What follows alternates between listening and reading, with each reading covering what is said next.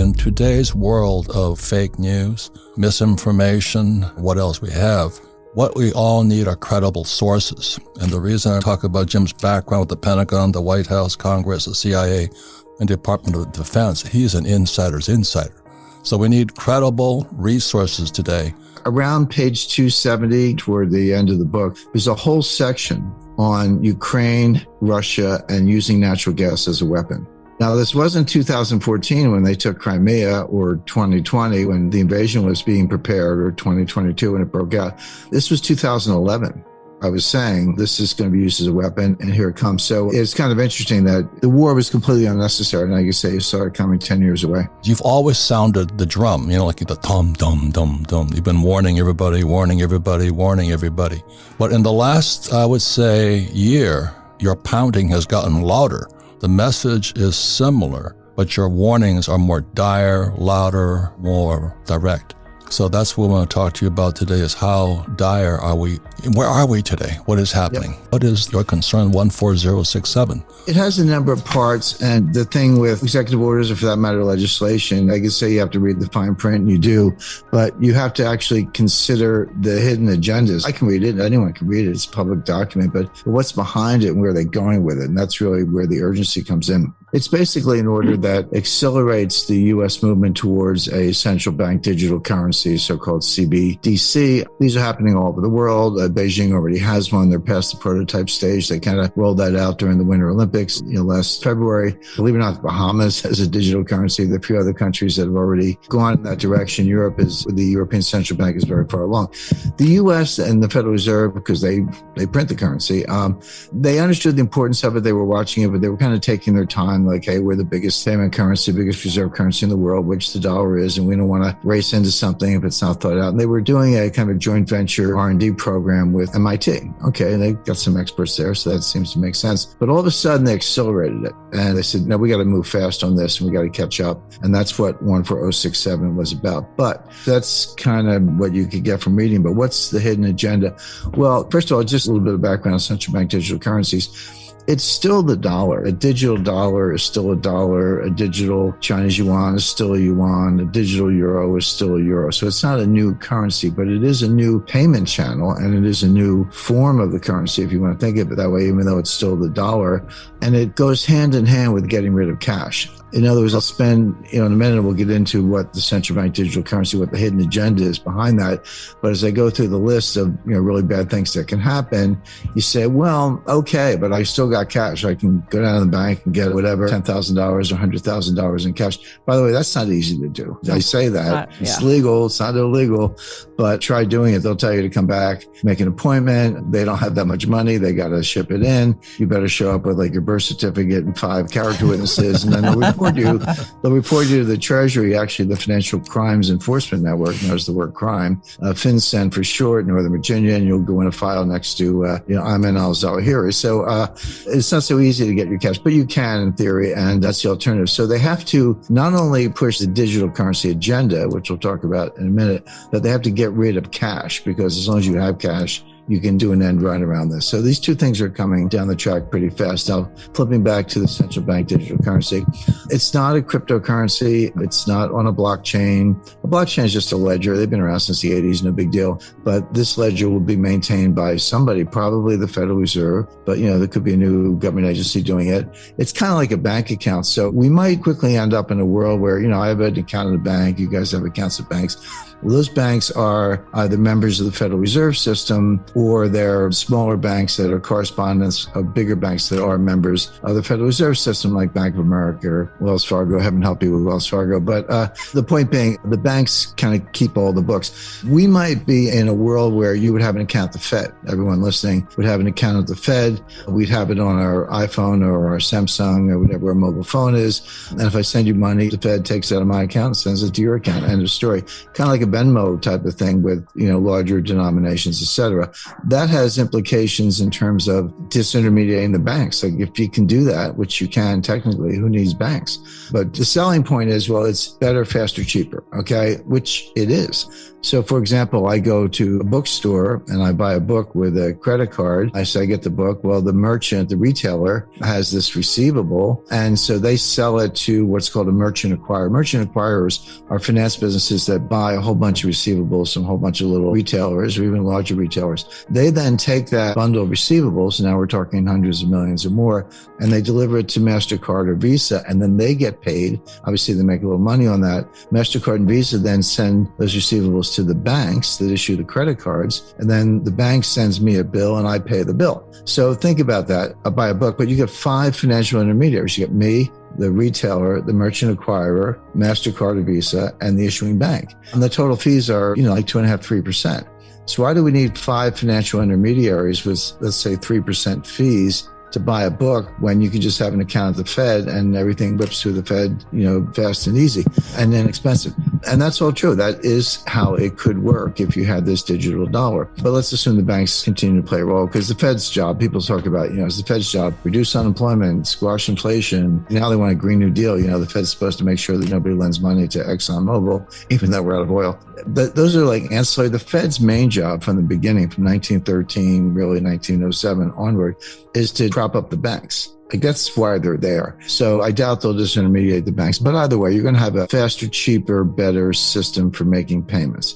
But what else? And this is the key, and this is why we're sounding the alarm a little bit on Executive Order 14067. So once it's digital, a couple things. First of all, they know your whereabouts. Now, they already know your whereabouts from your iPhone, unless you turn your iPhone off, and not just turn it off, but put it in what's called a Faraday sac, which is a special woven fabric, a metallic weave that blocks radiation. And by the way, do the same thing with your EasyPass and a bunch of other stuff. But unless you do that, then they know where you are for your iPhone or your Samsung or whatever. So they already know your whereabouts. We have facial recognition software. People go, I'm going to wear a mask and sunglasses and pull my hat down. Okay.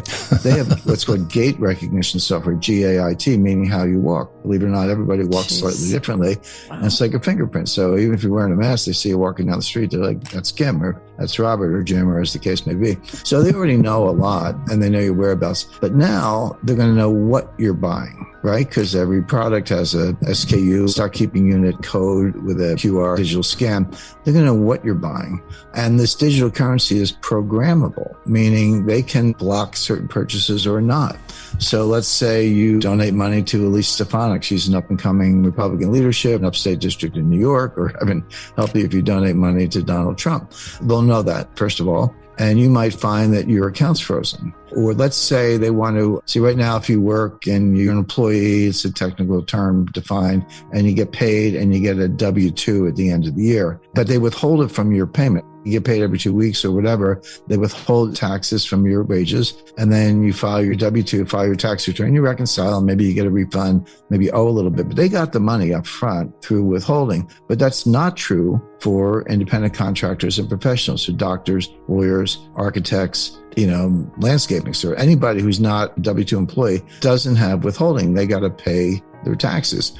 But what if they could just take it out of your bank account? It's like, yeah, okay, you're a doctor, but you put the money in this bank and I'm just going to take some number, 20% out of your bank account every month. And we'll send you a statement, 1099, file your tax return, and you owe or you get a refund, but no more honor system, in other words, and no more waiting until year end. We're going to take it out of your bank account. Or what if, as a form of stimulus, even though it's not stimulus, but they'll call it that, they say you get money in your bank account. Okay, but we're going to put a countdown clock on your bank account. And if you don't spend 10% of it in the next 30 days, we're going to deduct, that much. So in other words, use it or lose it. So now all of a sudden, I worked hard, I made this money, it's in the bank, but you're telling me if I don't spend it, I'm going to lose it anyway. So I might as well go spend it. And of course, the idea is to stimulate the economy. But the point is, the number of things you can do, from surveillance to identifying your political preferences, withholding taxes, account freezes, account seizures, time limitations on your money. Your money's a countdown clock. It expires after a certain period of time, etc. I could go on, but you take the point, which is it's not your money anymore. I've always said to people, you put your money in the bank,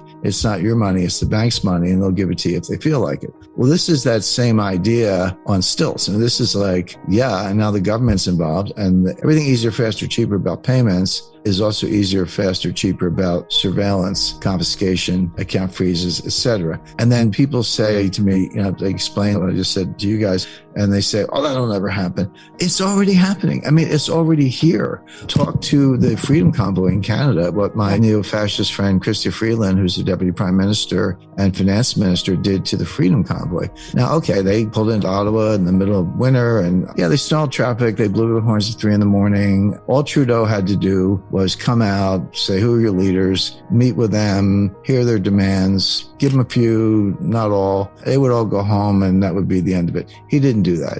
He went into hiding. He's sort of a coward. He's not very smart. Chrystia Freeland is a tough cookie, to put it in polite terms.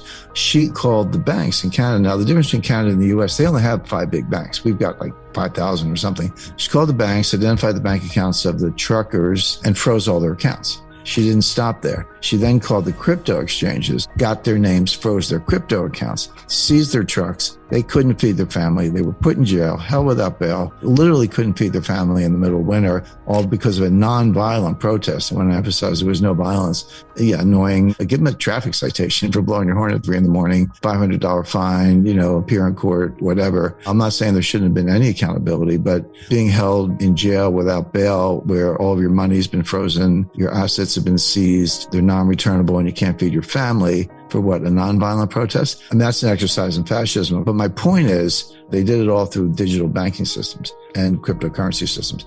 And they're doing it in China. They have what's called a social credit score.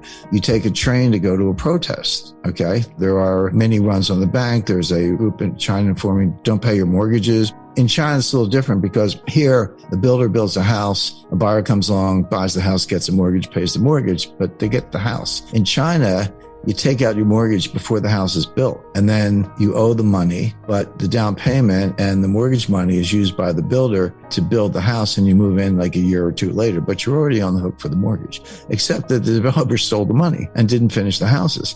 But the banks are saying you got to pay the mortgage, and people are saying no. So people are traveling around China to join these protests, but in China you have a social credit score. They identify you through the banking system and then turn off your ability to buy a train ticket or a plane ticket. And then it goes on from there. You post something, the worst thing you do in China is compare Chairman Xi to Winnie the Pooh. He kind of looks like Winnie the Pooh. So, if you post a Winnie the Pooh meme or something, good luck getting your kids into school. Good luck getting health care for yourself, etc. So my point is, this is already being done. And then people say it'll never happen here. Why not? Show me something that was really poorly done abroad that isn't being done here sooner than later, particularly with the Biden administration.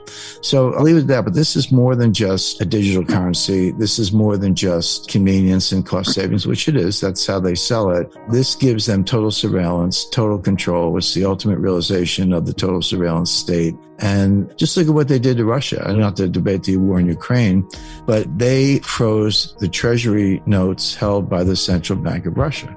Well, what's the difference between that and default? Like, why do you buy a treasury note? Well, you buy them because you think the treasury is going to give you your money back, and with interest. But when they freeze them, they're like, well, no, actually, we're not giving you your money back. So what's the difference between that and default? I would say there is no difference. So we've kind of already defaulted on treasury notes. Yes, selectively with a political wrapper around it. I get it. And given what's going on in China, Europe, and the U.S. sanctions on Russia, which are tantamount to a default, tell me they're not going to use this digital dollar for political enforcement. And the answer is they will. So, Jim, this is like George Orwell's Big Brother is watching. It is. I kind of tell it like it is, so I'm not trying to, temperamentally, I'm an optimist. I do look on the bright side, but I'm also a realist. And so when I see things coming and I understand them and I have a lot of training and experience and all that, I just explain what it is and the audience appreciates that. But I never give a kind of a dire forecast, and I do that all the time without offering some solutions. I think you almost have a responsibility to do that if you're going to paint a bad picture. Yep. So, okay, if they're going to get rid of cash and they're working on it and they're going to put you into a digital dollar and they're working on that and Executive Order 14067 puts that on a fast track.